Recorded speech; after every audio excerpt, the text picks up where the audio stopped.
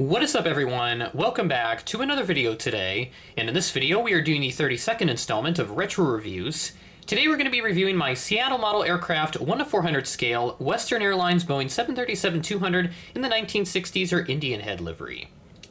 Talk about a white whale model for my collection, and as you can tell by the pin on the top of the box, I acquired this during the Airliners International 2024 convention in Kansas City. An absolutely phenomenal deal for it, and as you can see, the price tag is still on it. $50 from the folks at Squatchy's Diecast Hangar. They have a phenomenal store. The online storefront I've seen, they've got the best stock I've seen on any model airplane retailer online, and their physical location in Seattle is also on my bucket list. So hoping that if I ever do a Pacific Northwest trip of my own in the future, I will be sure to hit that place up when I get the chance. But it was really nice to see them in Kansas City. We got two great people that are running it. Scott's one of them, and I don't remember the name of the other gentleman that's there. I think it's his father, if I remember correctly. But they have a great storefront, and would definitely recommend their online storefront based on reviews that I've heard personally. So just wanted to put that out there. Not sponsored by them, by the way, but I do highly recommend their store since I've heard nothing but great reviews about the products they have and the customer service overall. So let's go ahead and move the model out of the way first. We'll take a look at that in just a minute, and then, of course, the pin, I'll take that off. So this is the standard Seattle model aircraft box. We have the SMA logo up here along with the red, white, and blue stripes, a little cutout so you can see the model, and then the Seattle Model Aircraft Company printed at the bottom. On the bottom we have the URL for the SMA model's website, which I'm assuming is not active anymore. A blank flap on the right side, and then we have some adult collectible model warnings on the top, and then nothing but just the state of Washington flag on the top left there of the left side. And then we have the SMA logo here printed on the back. Item number on this. Now, SMA does a really unique item number format with their planes. They do include the release year in there if you look closely.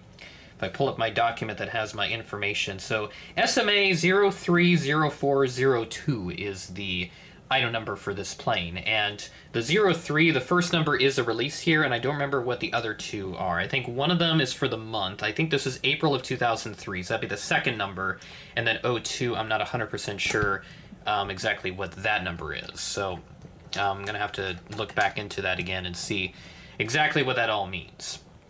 So here she is, the beautiful Western 737-200. You saw this in Massive Unboxing number 18 that I did with Connor. Go check out his haul video as well, along with mine. We did ours in a sort of continuous premiere, if you will. His premiered first, and then mine premiered after. And I was really happy with this pickup for $50, as I said, from Squatchy's, and I gasped when I saw it. Go check out the Day 1 vlog if you want to see my raw reaction to it, because it was a phenomenal steal. Despite a couple defects this model has, but we'll go ahead and assess those as we head through this model review. So starting off at the front, we've got the black nose cone, and then we have the anti-glare shield underneath the cockpit windows, which are right here. And then we have the nice little red line that comes up here, and then we have the little Indian head logo. We have the L1 door along with a couple panel details, and then we have the Western titles in their nice red, orange-ish color. They have like the three little cheat lines along the passenger windows. Moving to the lovely engines down there. And then you can see there's the first defect on this model, some tarnish here on the back, which looks pretty nasty looking at it up close. And you can see it from afar, but again, it's not, it's not a deal breaker for me personally. I can live with it as long as it doesn't worsen over time. But this model's like 20 years old, so I imagine if it does worsen, then I'll notice it in maybe like a year or so. So I'll check on it again before I head to the next Airliner show, which is going to be in Atlanta, June 25th through 28th at the Delta Flight Museum. Registration is November 4510 Whiskey, and then we have the L2 door. And we have Boeing 737 just above that, and then the lovely Western Airlines tail, appropriate for the time.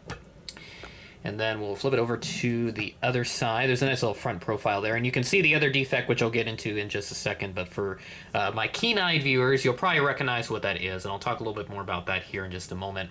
So here's the right side of the aircraft. We have the R1 door, a nice little luggage door down there. And you can see just how beautifully polished this is. I mean, the person that had this before kept it in fantastic condition. It's just unfortunate that the tarnish kind of ruins it here on the back. But this side, it's not horrible. It looks like there's a couple minor spots, but nothing serious.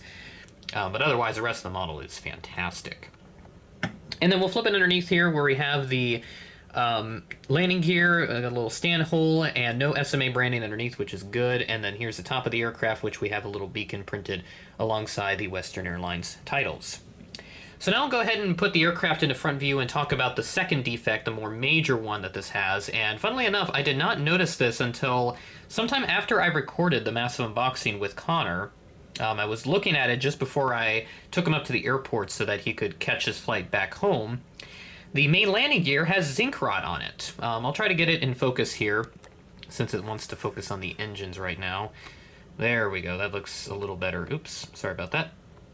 There we go. So right there, focus is pretty good there. So that right there, ladies and gentlemen, is zinc rot. And basically this is something that happens when the crystal lattice structure for the zinc, it has some impurities in it and it starts to break down. And that will usually be noticed when you see the paint cracking and then the material starting to just crumble. And in some more severe cases, the models can just completely crumble. Like the wings can start to fall apart, the fuselage has got all kinds of cracks and bends in it. And it's really sad to see these old planes be affected with zinc rot, especially ones that are as prestigious and sought after like this Western 737 here. Now, SMA 737s, from what I understand, it was mainly just the main landing gear that had this issue, whereas the rest of the model is perfectly fine. And that does bring me to another good point with zinc rot is you can have two examples of the same plane. One of them will suffer from severe zinc rot and be completely destroyed, whereas the other one that you have may be perfectly fine. So it's really something where you do have to check those older releases and see if there's any paint cracks on it and if there's any other defects that are occurring with it. For me personally, it's not, it's kind of like the tarnish. It's not a deal breaker for me, which is kind of a stretch, but it is fascinating to have my first ever zinc rotter, confirmed zinc rotter, because my American 757, first release rather, from 2008 by Gemini jets, I thought that was a zinc rotter, but I have not noticed anything substantial out of it, so I can't tell for sure if that one is, but I know for sure this one is a zinc rotter because you can see the cracks on the main landing gear. The nose gear is fine, by the way. There's another look at it, if I can get that right into focus there, so you can see the main landing gear is fine. It's just the main gear that have some problems, and you can see some more of the cracking there on the back right along the top there. But it's not affecting the structural integrity of the model, which is good. It stands perfectly fine, and it looks awesome, despite the little the defect there with that, and then of course the tarnish. So I'm not hugely bothered by it. I will be hanging on to this for sure, and if I can find the swizzle stick Flying W1 732, I will be glad to add that into my collection if I can find one. I mean, good lord, that's another white whale model. The Western 737 in general has been like that for me, so I'm really happy to finally have one, even if it does have a couple imperfections on it, which, for me, imperfections or whatever, nothing's going to be perfect in this world, and while these are a little more on the extreme end, beggars can't be choosers. I wouldn't have been able to find another one at Airliners anyway, because I don't recall seeing another one in the showroom in Kansas City. So took this one and got what we wanted. So now let's go and take a look at the real-life aircraft's history, and it has a very interesting, really interesting history here. So this aircraft first flew on September 14th of 1968. It was delivered just 5 days later to Western Airlines in this very lovely livery. It would wear the swizzle stick as well a little later on when they introduced that livery in 1970. It was then transferred to EG&G, and that does seem familiar to me, and I'm sure it may seem familiar to some of you, and that would be Janet, or at least the previous operator of Janet. I think it's under a different company now. I don't know who it is for sure, but it is under a different company now. It was transferred to them in September of 1980, keeping the same registration. Sat there for about 15 years, and then it went to Air South in February of 95, and then Vanguard took up this particular airframe in December of 97, and it was given a new registration of November 9012 Mike Papa. It lived out the rest of her life with Vanguard, and then unfortunately she was scrapped in my birth year of 2004, so the aircraft is no longer with us, but it lives on in model form.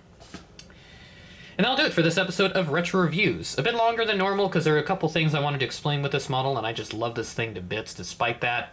So hopefully you guys enjoyed it, and with that being said, thanks for watching, and I will catch you in the next video.